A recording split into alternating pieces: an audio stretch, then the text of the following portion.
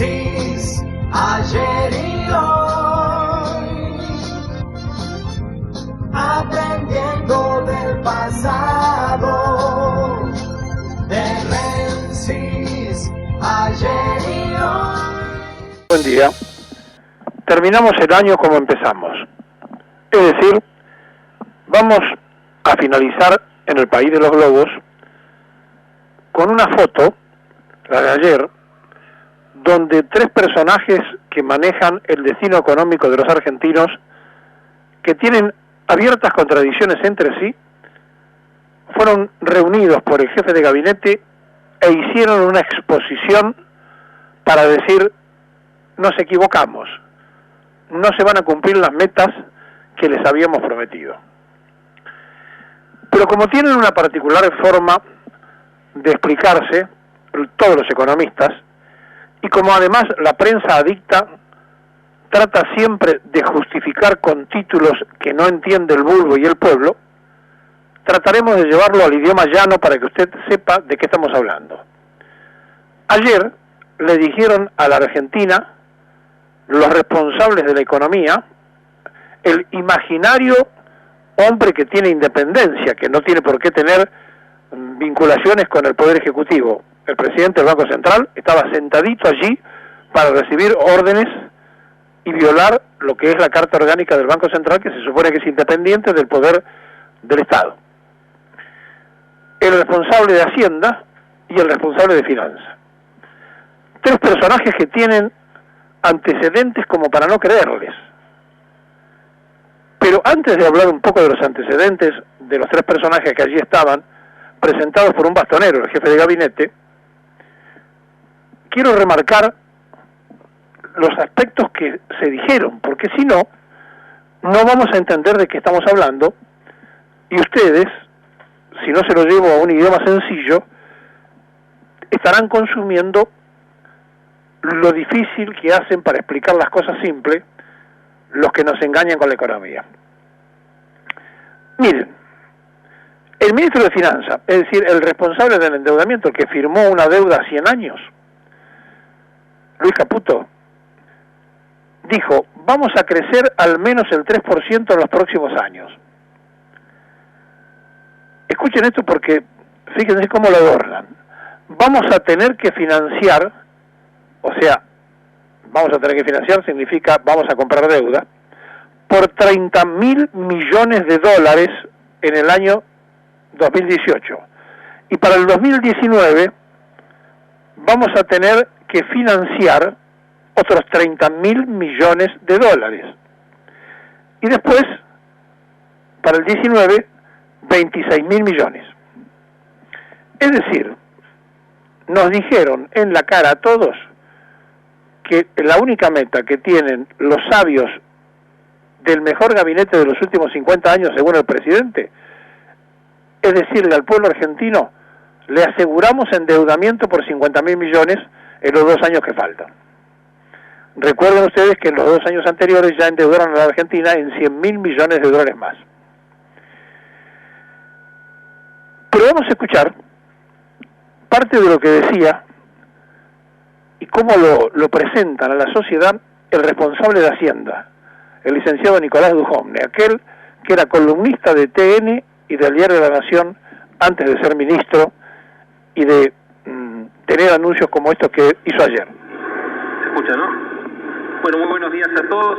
En línea con lo que mencionaba Marcos, tal vez el principal anuncio que tenemos para hacer en esta ocasión es que hemos decidido recalibrar nuestras metas de inflación vigentes para los años subsiguientes, donde en definitiva lo que hemos hecho es demorar un año la llegada a nuestro objetivo último de inflación, que es del 5%, desde el año 2019 al año 2020. Como ustedes recordarán, hasta ahora nuestras metas de inflación planteaban una inflación del 5% en el año 2019, y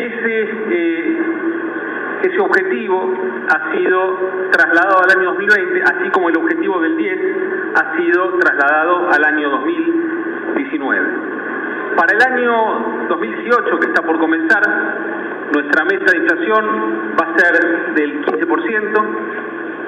Quiero recalcar también que ahora vamos a trabajar con un número específico y ya no con rangos como veníamos trabajando, es decir, que ahora el número es 15% para el 2018, 19 para, 10% para el 2019 y 5% para el 2020.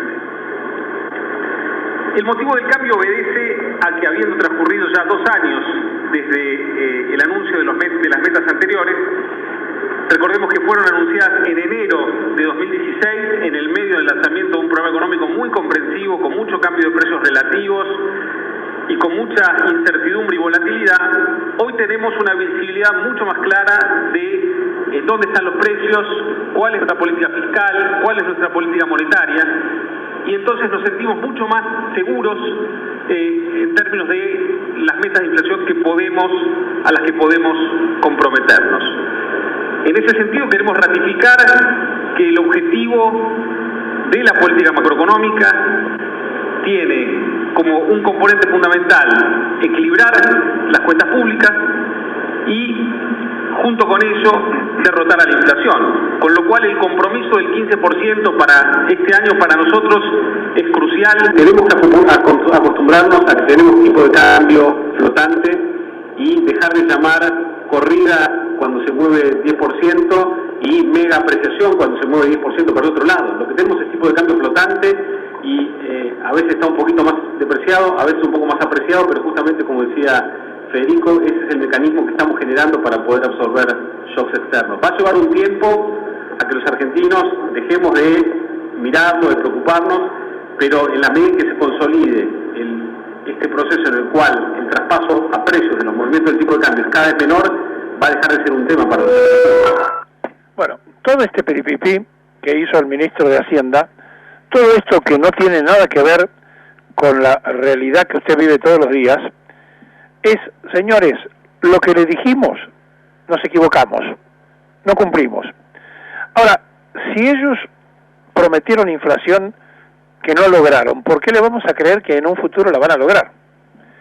Mire, Nicolás Dujovne, que es hijo de un arquitecto que hace negocios con el grupo Trump, del presidente de Estados Unidos, que maneja obras del presidente Trump, lo que quería construir en Buenos Aires, que ahora se postergó, y lo que está haciendo en Punta del Este, lo dirige el padre de Dujovne, salió, luego de cobrar hasta el 2012 como asesor de los radicales en el Congreso, es decir, uno de los tantos asesores parlamentarios, salió a propuesta del Grupo Clarín, era columnista de TN, y del diario de los Mitre, aunque ya no sea más de los Mitre de la Nación,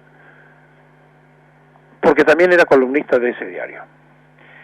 La primera declaración que hizo Dujovne de su patrimonio cuando asumió el Ministerio de Hacienda es que estaba constituido por 97 millones de pesos. Blanqueó que tenía 97 millones de pesos de patrimonio. Pero la novedad fue que dijo que de esos 97, 74 millones lo tenían al exterior. Es decir, el ministro de Hacienda nunca creyó en la Argentina, nunca creyó en la economía de la Argentina, y aún hoy no repatrió, porque él sabe que lo que están haciendo no asegura nada a los argentinos.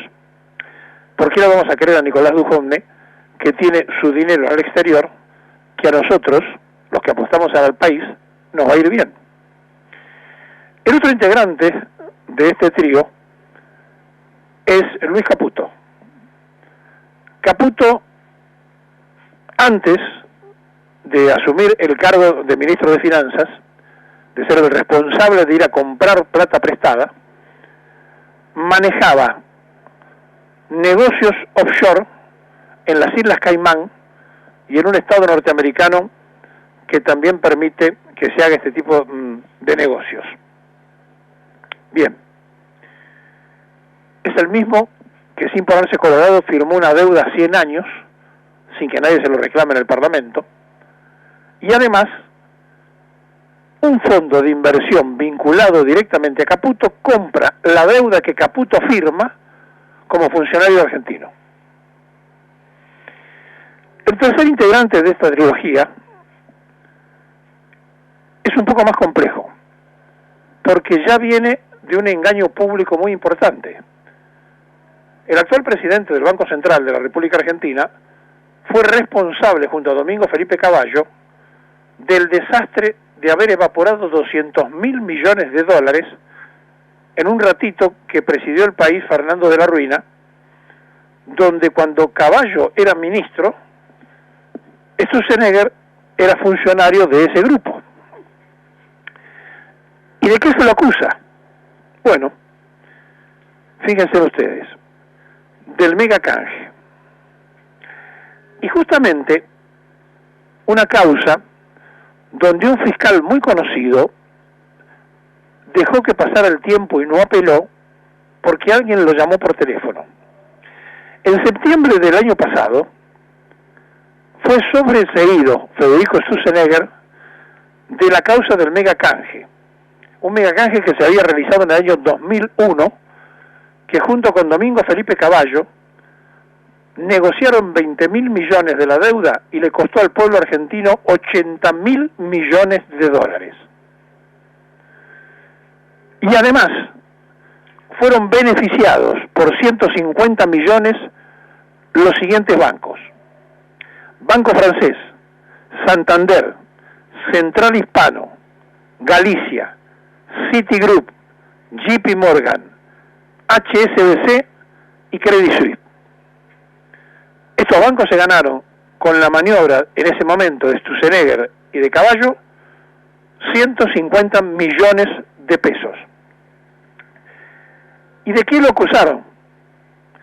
Bueno, lo acusaron justamente de una causa de defraudación al Estado, que el fiscal Moldes no apeló y por no apelar no pasó a la Cámara Federal de Casación Penal. Es decir, dejó el fiscal Moldes que pasaran de largo la fecha de apelación y entonces fue sobreseído. Este es el actual presidente del Banco Central de la República Argentina, que ya nos metió en un brete donde 20.000 millones de dólares se habían transformado en 80.000 millones. Y donde estaba Domingo Felipe Cavallo como ministro y él como funcionario de ese ministro en el megacanje, cuando era el responsable de la política económica de ese gabinete de Cavallo. Ahora bien, ¿quiénes son los jueces que consideraron que la causa se había caído? Porque es interesante que sepamos, los camaristas: Martín Iruzon y Eduardo Farag. Moldes, Iruzon y Farag consideran que 20.000 millones transformados en 80.000 no es un perjuicio para el Estado. Pasó de largo. Por lo tanto, estamos hablando de una trilogía que no tenemos por qué creerle, porque tienen antecedentes de situaciones absolutamente dispares, como para que nosotros asumamos que podemos creerle que a partir de ahora nos están diciendo la verdad. Y entonces terminamos el año de la misma forma que lo empezamos, con los globos. Y cuando decíamos estos días que no había un solo objetivo económico cumplido, nos referíamos de beneficio a la sociedad. Tenemos una balanza con un déficit aproximado de 10.000 millones de dólares. Es decir, gastamos 10.000 millones de dólares más con relación al año próximo pasado para esta misma fecha, mejor dicho, para noviembre, porque son cifras de noviembre, 10.000 millones de dólares más en importaciones que lo que ingresó por exportaciones. Si bien la cifra oficial son 7.000 y algo, para el año próximo pasado, para la fecha de noviembre del año pasado, el país se había beneficiado con 2.000 millones. Entonces, perdimos los 2.000 millones que teníamos a favor y endeudamos al país por las importaciones en 7.900, 7.500 millones más, por lo cual estamos cerca de los 10.000 millones de dólares en contra de la balanza. Uno de los ingresos para un país que funcione es lo que ingresa por exportaciones. Allí 10.000 millones de dólares abajo. Lo otro son los impuestos. la reforma que se termina de hacer para favorecer, según ellos creen, el crecimiento, que favorece a los patrones, hace que se pague menos impuestos. Por lo tanto, si no se pagan más impuestos, sino que se pagan menos, y por el otro lado se recauda por exportaciones menos de lo que se gasta por importaciones, hay déficit.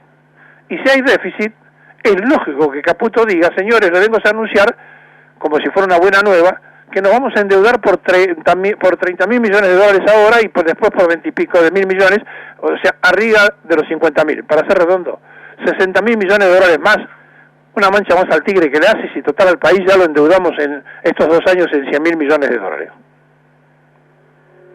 A ustedes les están contando una película cuyo final, algunos que peinamos canas ya lo vimos, pero se la están contando de tal manera y con palabras tan adjetivables y tan bien puestas que da la impresión que lo que ayer se anunció ha sido un gran sinceramiento, y lo que ayer se anunció es oficialmente que el partido de los globos seguirá gobernando con deuda, y que en lugar de apostar al crecimiento de las pymes, que es lo que le da mayor trabajo a los argentinos, y no son las grandes empresas, sino que son las medianas y pequeñas, en lugar de proteger a la industria nacional, sigue creyendo que vendiendo materia prima, es decir, volviendo al preperonismo, y todo lo demás lo importamos, vamos a tener algún saldo favorable.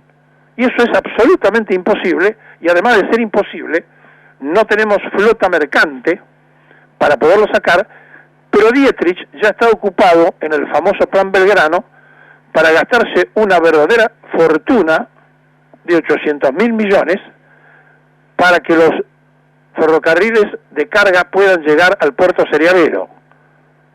Es decir, apuestan a hacer el trabajo de los ingleses. Arreglemos toda la vía ferroviaria, no para que se viajen los pasajeros mejor, sino para que la carga llegue al puerto, porque todo el objetivo nuestro es que el campo venda y todo lo demás lo importamos. Y esto es de una tremenda ingenuidad. Y esto es además en un momento donde Estados Unidos ha subido las tasas de interés a través de la Reserva Federal y el gobierno norteamericano va en procura de 400 mil millones de dólares que se le fueron de su manejo para que regresen a Estados Unidos. Y entonces, en la Argentina, que se paga una tasa usuraria fuertísima, ahora que van a bajar esas tasas de las LEVAC, el mismo que nos metió en el mega canje, armó lo de la LEVAC, muy parecido todo, ¿quién garantiza que la gente que tiene la plata en la LEVAC no se vaya al dólar? Y por eso, el dólar ayer provocó la devaluación del peso argentino en un 10%. En 10 días se devaluó el peso argentino un 10%. Pero según el ministro de Hacienda no hay que hacerle caso a eso, porque total es flotante el cambio, un día estamos arriba, otro día estamos abajo. Que yo sepa, desde que asumieron, el dólar siempre fue para arriba y el peso siempre fue para abajo. Ahora, ¿por qué no emiten pesos? Así la gente tiene circulante en el bolsillo, en lugar de emitir letras que van solamente al negocio de la timba financiera. Bueno, parece ser que se han dado cuenta, porque además lo dijo el presidente y lo dijo el ministro de Hacienda, que así como está, esto no aguanta. El presidente dijo, chocamos, esto así no puede ser, necesitamos urgentemente la reforma. ¿Y ustedes creen que la reforma que se hicieron va a evitar el choque? No, las reformas que se hicieron es demostrarle al Fondo Monetario Internacional que el gobierno de Macri está haciendo los deberes, y que si no puede hacer todo lo que le pidieron es porque no tiene totalmente dominado el Parlamento, y que ese Parlamento lo va a tener dominado si dentro de 2 años no le cortan el chorro de endeudamiento. Por eso ayer hicieron la manga pública de lo que hace falta. Necesitamos 60 mil millones de dólares más de deuda para que no se caiga nada. Y entonces Macri deja trascender que va a ser otra vez candidato. ¿Para qué? Para asegurarle a los que manejan los billetes del endeudamiento argentino que si estos 2 años nos dan los 60 mil millones que precisamos para no caernos, nosotros le prometemos un parlamento que va a hacer toda la reforma que ustedes pidan. Cosa que los chinos los norteamericanos, los ingleses, sigan ponderando la política exterior del gobierno argentino. Sobre todo ahora que tenemos la misma política en Brasil, que vamos a tener con Pineda la misma política en Chile, y que tenemos, salvo el caso de Bolivia, la misma política casi continental. Miren, esto es tan fácil entenderlo, a pesar de que lo explican difícil. La cara ñoqueteca de los genios ayer, con el jefe de gabinete de titiritero, se presentó en sociedad para decirnos: nos equivocamos, no cumplimos las metas y necesitamos que nos presten 60.000 millones de dólares. No podíamos esperar otra cosa del gobierno de los globos.